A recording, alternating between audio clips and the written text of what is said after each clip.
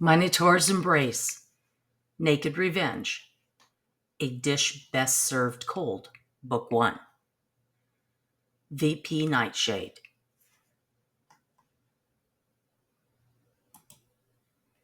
Prologue. Before Vengeance Rests. The air and goddess coffee and magical treats appeared to dance and shimmer like a mirage in the desert. Hints of mystical mist could be seen floating through the room, creating a dreamy, otherworldly atmosphere. The shop was filled with a tantalizing mix of aromas: freshly brewed coffee, warm pastries, and a hint of something else, something sweet and enchanting that tickled the nose and beckoned you further into the cafe. While customers sipped their coffee, the flavors seemed to dance on their tongues, imbued with a hint of the same mystical essence that permeated the surrounding air.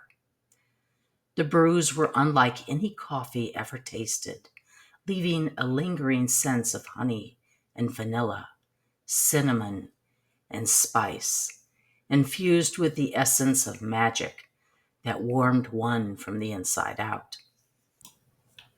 As customers relaxed with their laptops, newspapers, and each other, a soft hum could be heard all around, like the gentle vibration of a spell being cast, a soothing and enchanting sound, drawing in all who entered the shop. Dictated by the owner of the shop, when a customer walked through the elegant scrollwork of the metal and glass doors, it was like walking into a hidden glade deep in the heart of an enchanted forest, where the trees whispered secrets and the air shimmered with the magic of fairies. The atmosphere was a nirvana that ensnared the customer upon first entering the establishment and kept them returning for more.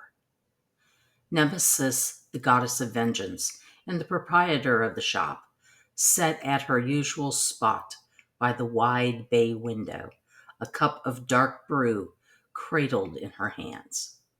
Outside, crescent shores basked under a crimson sunset, the sky painted with hues of fire and dusk. The Texas Gulf City, a mid-sized labyrinth of shadows and secrets, thrummed with life and activity, unaware of the divine presence within its boundaries. She had lived among mortals for millennia, weaving in and out of their stories, delivering justice where balance had been shattered. But now the time of her earthly mission was nearing its end. A subtle shift in the atmosphere that would have gone unnoticed by the few humans scattered working on their laptops around the shop preceded their arrival.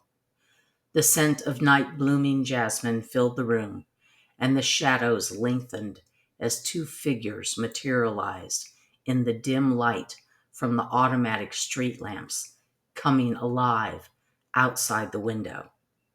Erebus, god of darkness, and Nyx, goddess of night, her parents, now across from her, regal and timeless. If anyone noticed the sudden addition of two more people at the table, their immediate thought would be that there had always been three. No one would question it or even remember it any other way. Such was the power of gods and goddesses. Daughter, Nyx's voice was soft, a lullaby of the cosmos. Her eyes, dark as the void, held both affection and authority. The time has come. You are summoned to take your place amongst the stars. Nemesis met her mother's gaze, her heart tightening with a mixture of longing and dread. She had always known this day would come. Most of the gods and goddesses of Olympus, long forgotten by mortals, had withdrawn to the cosmos, leaving Earth to its own devices. Still, Nemesis had lingered, unable to abandon her purpose. "There is still work to be done," Nemesis replied, her voice steady and carrying a weight of sorrow. "I cannot leave without ensuring justice for those who have been wronged." Erebus leaned forward, his form cloaked in shadows that seemed to breathe. "We understand your dedication. We have spent thousands of years on this plane. The scales must balance for you as well." Nemesis tightened her grip on her cup, the ceramic warm against her skin. "I will come," she said, "but I have unfinished business. I asked for time to set my affairs in order." Nyx inclined her head. "You have always been thorough, daughter. We will grant you this request, but do not delay long. Your place awaits." They once again faded into the shadows as if they had never been, leaving only the scent of jasmine behind. Nemesis breathed out. The weight of their words settled heavily on her shoulders. Her time on earth was nearing its end. But before she departed, there were tasks she would complete. That evening, Nemesis summoned her sons. Oh, they were not hers by her body, but she had collected them over the millennia. It had started off simple enough. After all, she enjoyed collecting things. Now she would not imagine loving them more if they had come from her own divine body. They arrived one by one, each entering the coffee shop with a quiet reverence, their presence both comforting and imposing.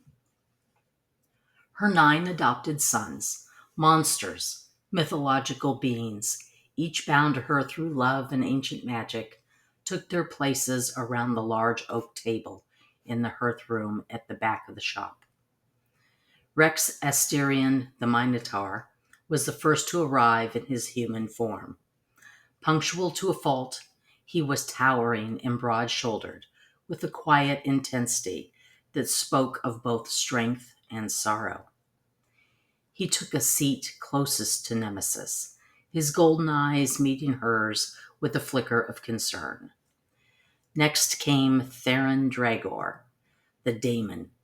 His aura was one of menace. His eyes smoldered like embers in the dark. He offered a slight nod of respect before taking his place. Calix Dionysus, the satyr, entered with a playful smirk, though his eyes betrayed a hint of unease at this summons. He leaned against the wall, observing the room with a practiced air of nonchalance. One by one they arrived: Xander Chiron, the noble centaur; Kalen Tideborn, the enigmatic merman; Darian Vale, the serene Pegasus; Dane Blackthorn, the fierce hellhound; Victor Aurelian, the regal griffin; and Jean Ferrus, the enigmatic sphinx. When they were all gathered, Nemesis rose from her chair, her gaze sweeping over the room. These were her sons, each saved from a fate of obscurity or destruction, each given a purpose under her guidance. They were her legacy, her heart. "You have always known this day would come," she began, her voice steady and commanding. "My time on earth is ending. I am called to the center of the universe to join the other gods and goddesses." A ripple of unease passed through the room. Rex's jaw tightened, Theron's gaze darkened. Calix straightened from his relaxed posture, his playful demeanor slipping away. "What does that mean for us?" Victor Aurelian asked, his voice calm but edged with concern. "When you leave, what becomes of the bonds that hold us to this world? What becomes of the bonds that allow us to control our monstrous natures?" Nemesis met his gaze. That is why I have called you here. Before I go, there are tasks we must complete. There are women in this city who have been betrayed, wronged, and cast aside. They need justice, our justice. You want us to aid them, Xander Chiron, the centaur, said, his tone thoughtful, to ensure their stories are not left unfinished. Nemesis nodded. Their presence is clouded even to me, but they are here, and each will reveal themselves in time, and each of you will be assigned to one of these women. You will guide them, protect them, and help them reclaim what was taken from them. You will help them attain revenge and justice. In doing so, you will also secure your place in this world. Rex leaned forward, his voice low but firm. And what of you? When you leave, what becomes of our connection to you? Nemesis' expression softened. I will always be with you. The magic that binds us is ancient and enduring. But when I leave, you must find your own paths. You must build lives that will sustain you beyond my presence. Silence settled over the room as the weight of her words sank in. They were no longer bound by her guidance. Their futures now lay in their own hands. Who are these women? Kalen Tyborn asked, his sea-green eyes shimmering with curiosity. Nemesis smiled faintly. You will know them when you meet them. Each of them carries a piece of your story within their hearts. She took a deep breath, her gaze sweeping over her sons once more. These will be our final acts together. The scales of justice must be balanced, and as it has been for millennia, you are the instruments through which that balance will be restored. The room remained silent for a moment longer, the gravity of her words settling over them like a shroud. Then, one by one, her sons looked at each other and nodded, their expressions resolute.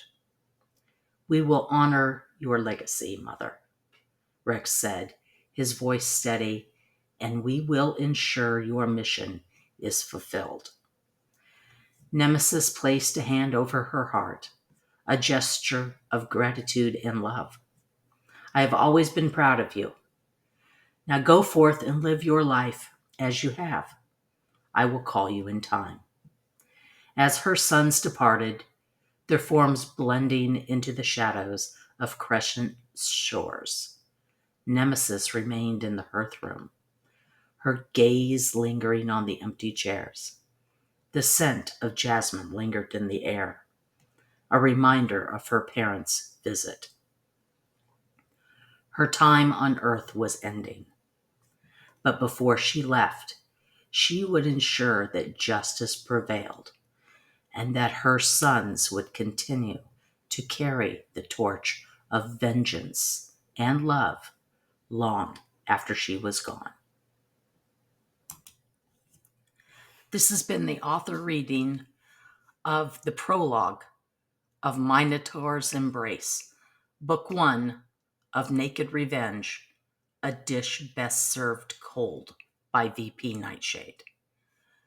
Minotaur's Embrace is available on Kindle, Kindle Unlimited, and in paperback. Ask for it at your local bookstore. Thank you.